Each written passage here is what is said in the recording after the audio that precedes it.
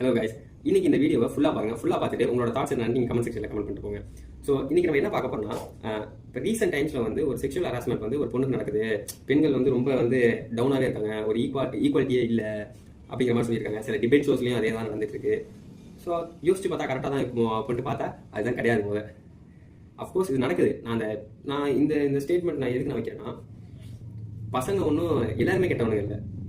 பசங்கள்ல கொஞ்சம் பேர் இந்த மாதிரி பண்ணிட்டு இருக்காங்க. அதுக்கிட்ட நீங்க ஒரு ஹோல் செக்ஷனே வந்து பசங்க வந்து இப்படிதான், பசங்க இப்படி மட்டும் தான் பண்ணுவானுங்க அப்படிங்கிறது வந்து நீங்க ஒரு கொஸ்டின் எப்பயுமே வந்து ஒரு ஸ்டேட்மெண்டா வச்சிடுறீங்க. அது தப்பு. ஏன் நான் சொல்றேன்னா, ஒரு பையனா வாழ்றது அவ்வளவு ஈஸி இல்லை. என்னோட ஸ்டேட்மெண்ட் என்னன்னா, ஆஸ் அ மேலோ சரி ஃபீமேலோ சரி ஈக்குவல் தான் அப்படிங்கிறது. ஆனா வந்து இப்ப இருக்கிற அந்த இப்போ ஒரு எக்ஸாம்பிளுக்கு ஒரு 10 ஆண்கள் இருக்காங்கன்னு வச்சுக்கோங்களேன். அதுல வந்து 2 ஆண்கள் என்னன்னா பசங்களே மோசம், அந்த காலத்துல அப்படிதான், இன்னமும் அப்படிதான் போயிட்டு இருக்கு. இப்ப இருக்க நியூஸ் நீங்க பார்த்தாலே தெரியும் எவ்வளவு வந்து ரேப் கேஸ் நடந்துட்டு இருக்கு அப்படிங்கிறது.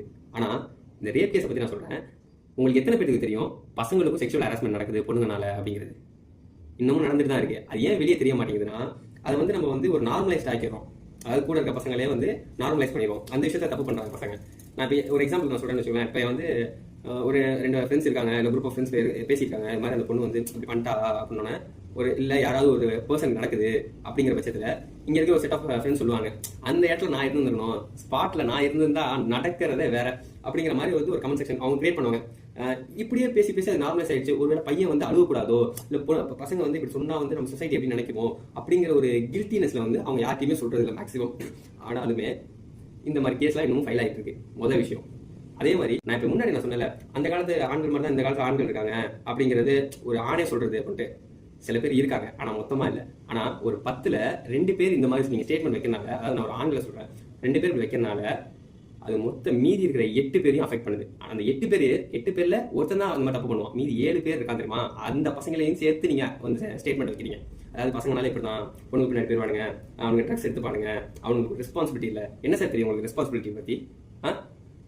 இன்னைக்கு சின்ன வயசுல இருந்து அவன் படிக்கணுங்கிற கட்டாயத்துல இருக்கான். படிச்சு சம்பாதிக்கிறது மட்டும் இல்ல, அவன் ஃபர்ஸ்ட் சாட்டிஸ்ஃபை பண்ணிக்க மாட்டான். ஃபர்ஸ்ட் அவன் ஃபேமிலி சுத்தி இருக்கிறவங்கள தான் இது பண்ணுவான். அம்மா, அப்பா, அண்ணன், தங்கச்சி, இவங்களுக்கெல்லாம் என்னென்னலாம் தேவையோ அதெல்லாம் வாங்கி கொடுத்துட்டு அதுக்கப்புறம் தான் அவனுக்கு ஒரு சட்டை வேணுமோ, ஒரு பேண்ட் வேணுமோ, ஷூ வேணுமோ, வாட்ச் வேணுமோ அதை எடுத்துப்பான்.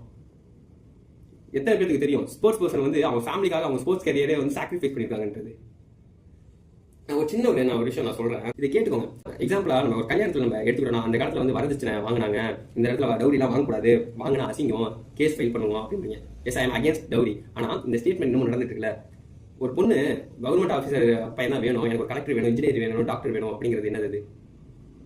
அதுவுமே ஒரு நீங்க அந்த காலத்துல டவுரி கேட்ட மாதிரி நீங்களும் இந்த மாதிரி ஒரு குவாலிஃபிகேஷன் கேட்கறது தானே? குவாலிஃபிகேஷன்ல தானே நீங்களும் வைக்கீங்க. அதே மாதிரி உங்க ஸ்கூல் லைஃப்ல நீங்க எடுத்துக்கோங்க, ஸ்கூல் லைஃபோ காலேஜ் லைஃபோ, மேக்ஸிமம் ஸ்கூல் லைஃப் எடுத்துக்கோங்க. அதுல ஒரு சார் வந்து, அதாவது ஒரு பையன் தப்பு பண்ணிட்டா ஒரு சார் வந்து அந்த பையனை போட்டு அந்த அடி அடிப்பாரு. ஆனா பொண்ணை வந்து தொட மாட்டாரு. ஆனா அதுவே ஒரு மேமா இருக்கட்டும், ஒரு மேம் வந்து ஒரு பொண்ணு தப்பு பண்ணிடுச்சுன்னா அடிப்பாங்க. அப்ப பசங்க தப்பு பண்ணா அடிக்கக்கூடாது தானே? போட்டு சர மாதிரி அடிப்பாங்க.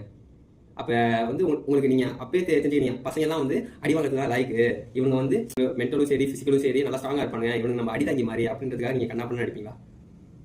சிம்பிள் தாங்க. ஒரே நிமிஷம், ரெஸ்ட் ரூம் போறதுக்கு பசங்க கேட்டா எதுக்கு போற, முன்னாலாம் இது பண்ண முடியாதா, 1008 கேள்வி வரும். இது ஒரு பொண்ணு வெளியே போகணும், தண்ணி குடிக்கணும் அப்படின்னா போயிட்டு வாமா அப்படிம்பாங்க. பசங்க வந்து பசங்களா வாழ்றதுலாம் ஈஸி இல்லை இந்த உலகத்துல.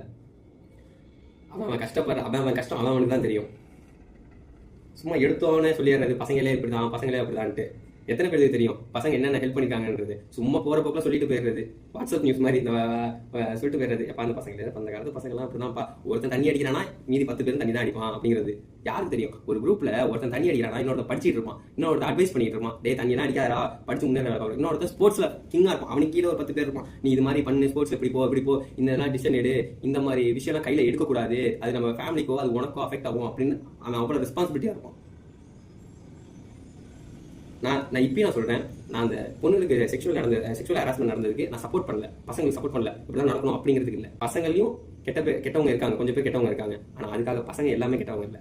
ஆனா சில டிபேட்ஸ்ல எல்லாம் நடக்கிறது ஃபுல்லாவே பசங்கனாலே அப்படிதான் அப்படின்னோன்னே அதுக்கு வந்து ஒரு ஆங்கரா இருக்கட்டும், அதை சொல்லுங்க அப்படின்ட்டு அவரை எப்படிங்க நீங்க என்கரேஜ் நீங்க பண்றீங்க? சில இதெல்லாம் ஒரு லேடி சொல்றாங்க அப்படின்னா ஓகே, அவங்க சைட்ல இருந்து நம்ம பார்க்கணும் அப்படிங்கிறது ஓகே தான், நான் இல்லைன்னு சொல்ல.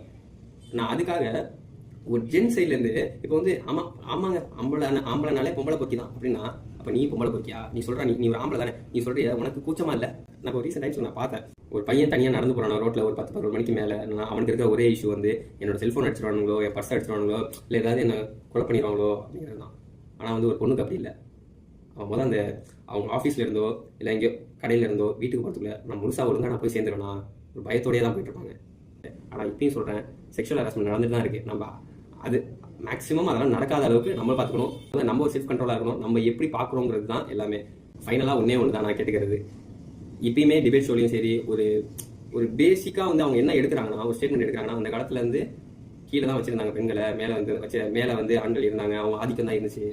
அதில் வந்து எந்த மாற்று கருத்துமே இல்லை, தான் இருந்தாங்க. இப்போ எல்லாம் சமம்னு நினைக்கிற ஆண்களும் இருக்காங்க. ஆனால் ஆண்களே ஆணை இழிவுபடுத்துறது, இல்லை பெண்கள் ஆணை இழிவுபடுத்துறது, நாங்களாம் மேலே, அஃப்கோர்ஸ் நீங்கள் எல்லாம் மேலே சமமாக இருக்கலாம், ஒன்றுமே இல்லை. ஆனால் ஒரு ஆணை இழிவுபடுத்துறது எப்படிப்பட்டதுன்னா, ஆண் வந்து நீங்கள் இப்போ ரொம்ப கீழே இருந்தாங்கன்னா ஆணை ரொம்ப மட்டம் தட்டி பெண்ணை உயர்த்தாதீங்க. பெண்ணுக்கு தேவையான உரிமைகளோ இல்லை ஒரு பாராட்டோ அவங்கள ரைஸ் பண்ணுங்களா, ஹையராக ரைஸ் பண்ணுங்க, அது தப்பு இல்லை. நீங்கள் அவங்கள ஹையராக ரைஸ் பண்ணுறதை மறந்துட்டு ஆண்களை ரொம்ப கீழே மட்டம் தட்டிக்கிட்டே இருக்கீங்க. அதை தயவு செஞ்சு யாரும் பண்ணாதீங்க. எல்லாருமே ஈக்குவல் தான். நன்றி, வணக்கம்.